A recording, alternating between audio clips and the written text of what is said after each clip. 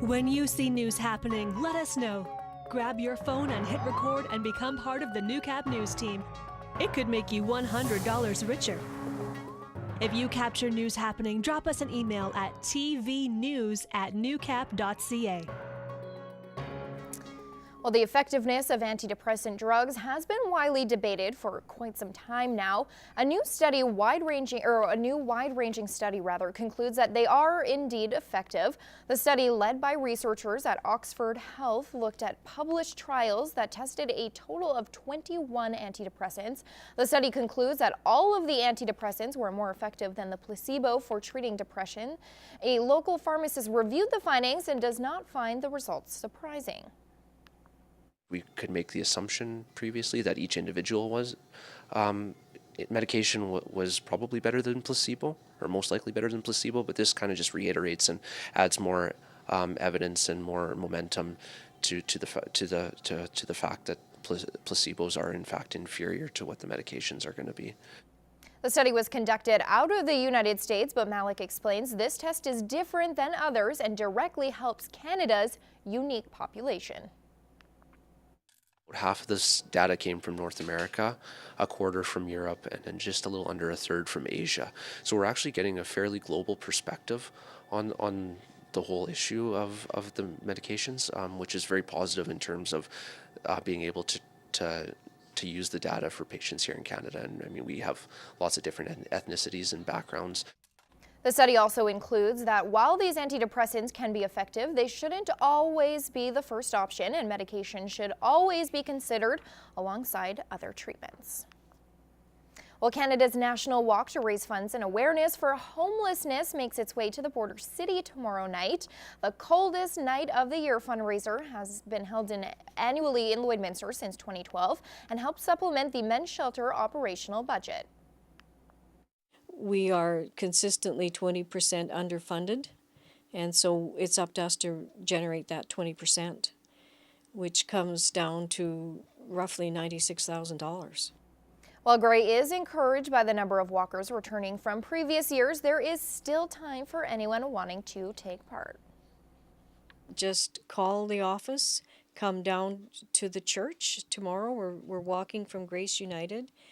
We have some new volunteers, and we have some of our regular volunteers coming back, which is terrific. We really appreciate the commitment they've made to us. Volunteers are also working today to ensure all the sidewalks are clear and safe for walkers tomorrow night. Well, as we approach tax season, professionals are reminding people that it's a good time to do a financial overview and see where you should invest and if you qualify for any tax breaks. The RRSP deadline is right around the corner. If you're deciding to invest into your retirement or pay off some debt, there are a few key points to keep in mind. A lot of times high interest debt, like credit card, a good one to kind of get rid of as soon as you can. Lower interest debt, like a mortgage, for example, generally, you might be paying 2 to 4%, something like that. Maybe in that situation, RRSP would make more sense.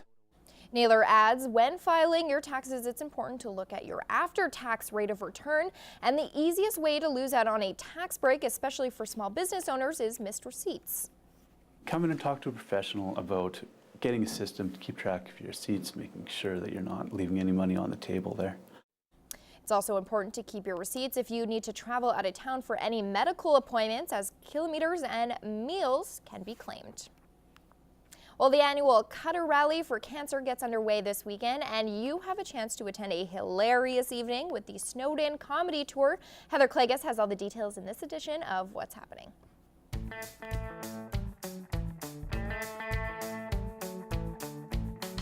Tomorrow is the 15th annual Cutter Rally for Cancer. You've got an opportunity to have a really fun day out on the trails and support a number of great organizations. Plus, you could win the grand prize. The grand prize you get to choose. You could choose this absolutely beautiful cutter, or maybe you'll choose the cash or the harness package. But wouldn't it be nice to be able to make that choice? There's a number of different ways you can take part in the Cutter Rally for Cancer with your own team and cutter, on horseback, or by purchasing a ghost hand. weekend. The trail's going to open at 11 o'clock tomorrow morning. That's when registration will open up as well. And all proceeds go to help out the Prairie North Health Region, Haying in the 30s, and the Canadian Cancer Society.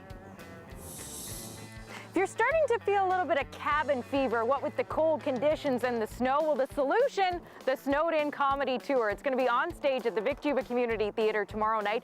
4 fantastic comedians, one of them, Pete Zedlocker, named one of the best stand-up comedians in Canada, and also Dan Quinn, the winner of the Canadian competition of Just for Laughs. That's just a couple other really funny guys that will take to the stage tomorrow night. You can still get tickets by going online, vicjubatheatre.ca.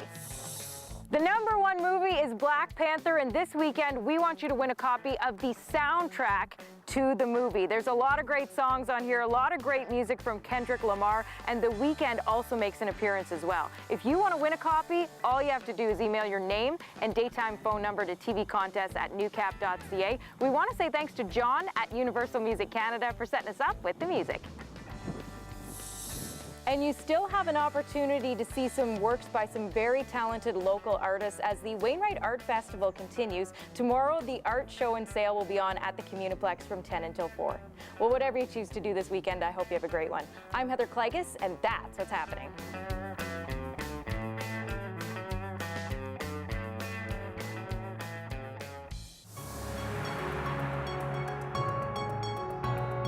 This is Newcap Sports.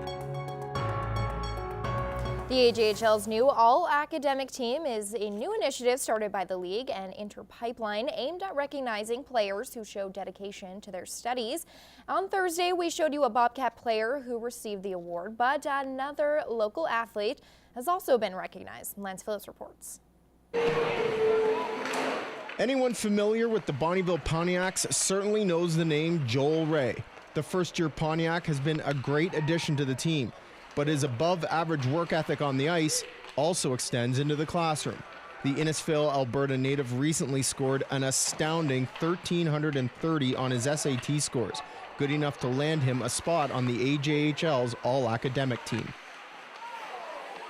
I definitely put a lot of importance on my academics growing up, and my parents pushed me as well, and I mean, it's awesome to be recognized like that, and just, yeah, on the scale that you said, just not many guys getting that award and me getting it like that. It's definitely huge for me. I'm pretty proud of myself, and I'm happy to be where I'm at. We've got some great competition around Joel. We've got Joel, we've got Lucas Thorne, we got Kirby Proctor.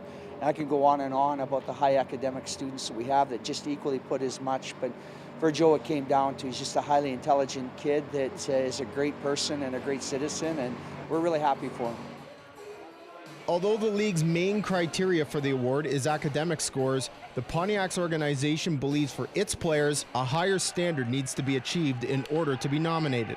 And that standard begins and ends in the community.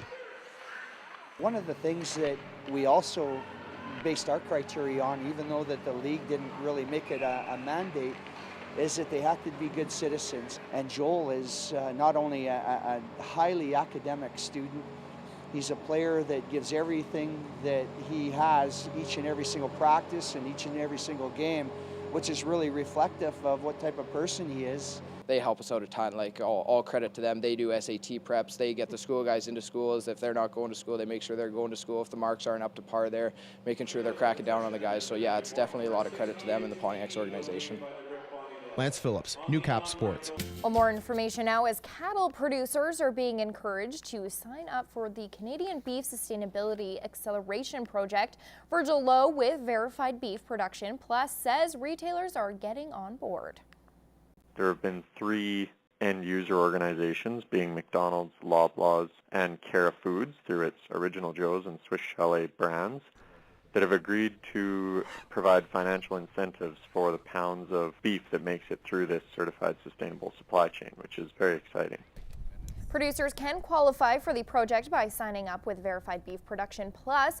They need to be a member of the Beef Information Exchange Program and upload their cattle to the Canadian Cattlemen's database. The pilot program is an initiative led by Cargill, Verified Beef Production Plus, and the Beef Information Exchange System. And it's really step 2 moving on from the McDonald's pilot in our mission to be able to deliver certified sustainable beef.